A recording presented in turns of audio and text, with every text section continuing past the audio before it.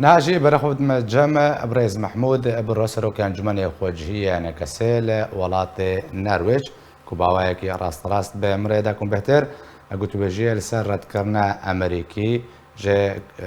بروجي قصدرة بكن قلت بجي لسر بهتر بكن ومستا محمود دنباش بريا حمود تشتكي نرينا تا السدام تشبون كو كونغرسي أمريكا أو بروجي قصده رد کرد به پلاجی دخواست جه بایدن کرد که راپورت که درباره سیاست امریکا یا جروی لشکری جروی سیاسی و سوریه ده اشکره بکی. بله والدنا سلاف رئیس جبوتا و تماشاوان و گهدارا بالنسبة رد کرنا امریکا جبو مکربونا وی خوستکا گود خوستن درباس بکن دناوا کنگریسی امریکی ده کوفیده بدرجه یکی وری القصدی به اف امریکا چاوی و بلال حریمه باش دبینه افری و بریا لسرد آخوین نری بریا که ریپرسنتاتیو واتا نونراتیا گلی حریمه ناکی بله. تایبەتی ئەمریکا دۆستیاوێ بچاوێ خۆ دەبینێ و ئیرۆ یەک ئەنجومەنە نیشتمانی کوردی لە هەموو دەڤەری دنیای لە پلاتفۆرمێ ناودەولەتی حازرە بن و نەراتیا بەشێکی مەزش ملەتی کورد کرد نابووی ئیدارەی دەنینە جبلی وێژی هێن هێزن عەرەبە ژی هەنەک و ئەو ڕێکبەری ڕێژیما سووریێنە ئەو ژی راپۆرت و ئەوێ خۆ دنە دەست ئەمریکیا و هێزن ناودەولەتی ئەو ژی دەکەن و نەراتیا وات وردەتون نەیە امریکا به حسانی بونا الان نکاری خو بکی به شاشتیا مظلوم بفیل هست و هلوستا من حریم بکی و تنه مکربون ریبریه که بکی کو ریبریه براستی آ پارتیه که تاک روا باشا ما مستمع محمود زبم قالك رابورت بحثاوي چند جد كن بجنج بركو مظلوم عبد سوزين خا جامريكا را بجينا كرن بجن الواقع لبي سستبو بهتر پشتوانیا پاکاکا کر آنگو دست پاکاکاش روزهای کورسانی در نکر اویک جه صدمه سرکه بو کو او پروژه هات رد کرن. بله يعني مثلا قريدانا وي ببكك باش خو ام دكارن بيجن نوري راستقينه جبو بكك دهري ما كردي الكردستان مش افادا ان مظلوم عبديه وبتيبتيجي بيديه انا بكك دما ليستا توري امريكي نكاري خو بخي وي حنك بكرني زلهيزي ناف دولتي هنا نتوين يقرتي هنا يكيتيا اوروبا هيا يعني چاوا هيزك كوتو وك امريكا ويدناوا ليستا تروري دا اوت كيت درابي مكربوني د ديوانا وك هريمك امبيجن ريفابريك خوسر يانجي دستلاتداريك خوسري افتشتيها يك يا دوا ياكو هري بالكيش يعني مسألة مظلوم عبد نتني بوارب نتوي يقرتي رب درجة كي حرقا وكاكو سوزك دايا سوزا خو بن بيكريا بلكي جارنا جي بكوي بن بار و دوخ و فشاركي دا بخوازي تشتابكي اللي نفسا وي اكسجينا وي لفو تفقرا ويش قنديلة برا ملتي كرد فينا باش زانبي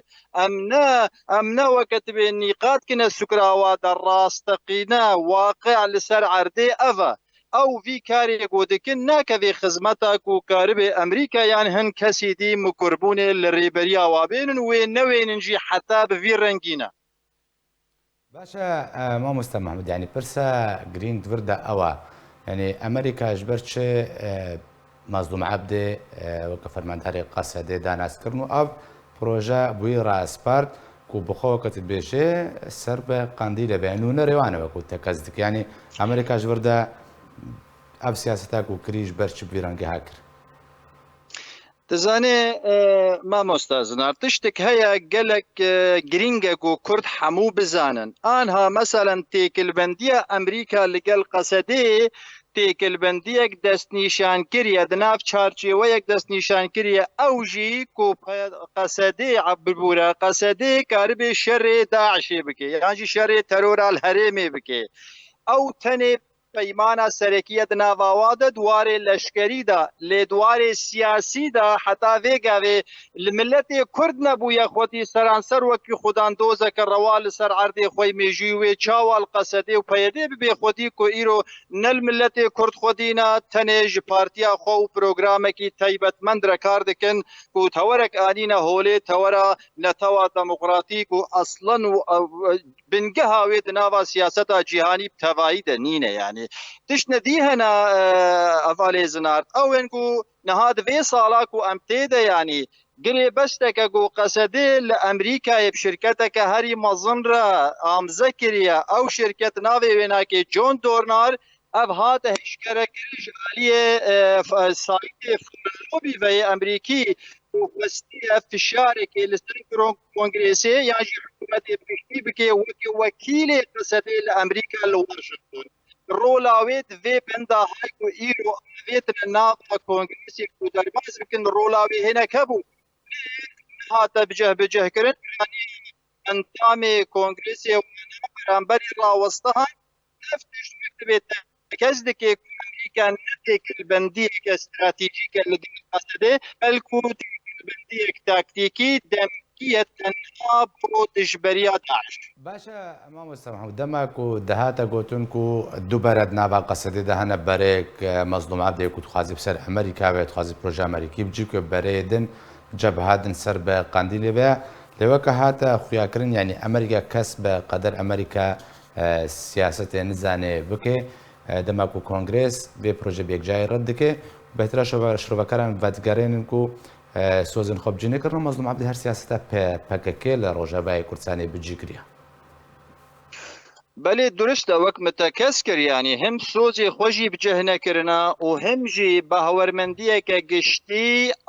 دولت امریکا به ویری بریا هانا نهاتیه و دو باوریا مدوی نویجی امریکا لپلیا یکی برجواندا خو استراتیجیک ده هرم مدد پاریزی برجواندا و استراتیجیک پیدوی به امن و آرامی هيا امن و آرامی چیه کو او هیزی ترور و طارستانی داعش نمینه تنها ویجه هر کسی بیجه مرحبا ویجه هر کسی بیجه ورا سر صفرا من تنها گو وک لشکر لجیر خوستکی بی عربی به جنود تحت الطلب هیزی ما بوی رنگی هانا نکارن خدمتا نه ملت بکن نه یا نتوا کرد بکن اف هیزا کو ایرو بناوی قصدیه تجاری جی نابی الترناتیو کی راستقینا کو براستی بروانی دبر ملت کرد هرما کورسانا رجاوا دبکه و دبر مافی وی نتوی دموکراتیک دبکه جبر کو باهورمندن بتشتکی دوری في مسئله تمامی اول نوالك كاردكن ونتو وملتي كرد وخاكا كرد ونشتمان كرد لنوالاتينا جبو ويجي كي امريكا فيد زاني امريكا سايكس بيكو استريخ ونا فيجي امريكا ملتك كي 5 مليوني كو ديروكا وي زلاله لچار پارچه بلاف بويا گریدای هاتیه گریدان به 4 ولات دنیای و امریکا وید زانی و نکاری بحسانی به غشیمبونا پیل تمامی بکه ور سرکی و قصدی بمشه رد کرنا کنگرس امریکی جه پروژه پشتبانی کرنا قصدره چواتێک ژێرە هەیە چ گوهارتن سیاستە ئەمریکا دەتێ خواندن یعنی ژیرۆ پێدا ئەمریکا بچڕەنگی سووریە دە سیاسەتێ بکێ لە هەمبەر قەسەدێ بچڕەنگی تعاملێ بکەین دباوریا مده ایرو روجدما کو دوهو اف بندی هانا خوستن درباس بکن براستی د نفس وقت ده هات خوستن جو بایدن کو رابه هم راپورتن فرمی تایبت و بهورایی بنویسه که استراتیجیک آوی دیپلوماسی لشکری برانبری سوریه و بچرنگی بیت پیش روژه ده اف معنی که ده کود ناوا کنگریسی دا وک فشارک دیپلوماسی هات سر جو بایدن کو اف بریار وانه چو سیری لبلزگینی جی استراتیجیک خوی لشکری دیپلوماسی برانبر سوریه بده دست لجان امبیجن کمیته تایبتمند جبو خاطر ایدی امید خلکی قطب کن کو اف گیما سیاسی اوندکن جبو خاطر بندکی و ها در باس کند کنگریسی مره او نا خونک اجوره و چاخه اف استراتیجیکاوی نهاتیا گوارتن تنها تیکل بندیک دست نشاندار لگل قصده و انهیزیدن کو تن خزمتاوی بکن دوباره از بیجم لشکرین لجیر خواسته کی باشا اما مستن هم بین تێ گوتن و بە vêretکردنا پرۆژە پشتیوانیکردنا قەسەدێ ئەگەر هەیەک و ئەمریکا هێزن خۆشی سووریە بەیەکجاری ڤەکشێنێ بتایبەتی هەفتەمەیانی دەما بەکشانە هێزن ئەمریکی بەیەکجاری یەن لەشکری بێگومان ژە عێراقی نێزیک بووە هەفتەمە گەر سەرێ ساڵێت بێژن و ژێ سووریێژی وەرێ ڤەکشاندنوی دەمێ سیناریۆ بچرەنگی بێ قەسەدە وێ بکار بێوە ناوچەیەک وەکە ئەوە دیعات کێ بپارێزی بله او مثلا وکشاندنا هیزین امریکی براستی زانیاری ملسر توننا تنها بریار جو واشنطن و جو کنگریس و انجمن پیراوی درکوی هنکی از دور دبینم وکشاندنا وینا چما وکشاندنا وی ایرو دورج برکو او آرمانجی پی هاتی هریمی حتا ایرو هین پیک نه آنیا لو ماجی دمکدی پی وستجیره پشتی دمکه ممکنه لی هزر بکه برنگکی گو جرنگا گو کاربه هن به هن خواه وکیشه لو ماجی کاوی قصده یعنی که مظلوم عبد وی کاربه بروانیا وی حریمی بکه انوی اف پرسیار براستی جی هنکی وقتی وینا گلکی لپیشا گلک درنگ مرود کاری وی پرسیاری بکه جبر کو براستی آرمان جوانا نه اوا نه پاراستنا خلقی آرمان جوا تنها پاراستنا وایا لو ماجی ام دبینن روجانه چپسری خلقی دکن زارو کی خلقی درفینن سیاست مدارات درفینن پارتی سیاسی مونوپول دکن اوانا تنج بو خو کار دکن بو پارتیا خو کار دکن نجبو گلی کرد نجبو گلی حریمی گەلێک سپاس ji بۆی برێز مححمود بڕۆ سەرۆکی ئەنجومەنی خۆجیهی یانێکەسە لە وڵاتی نەروێج کوتم مرەبووی گەلێک سپاس.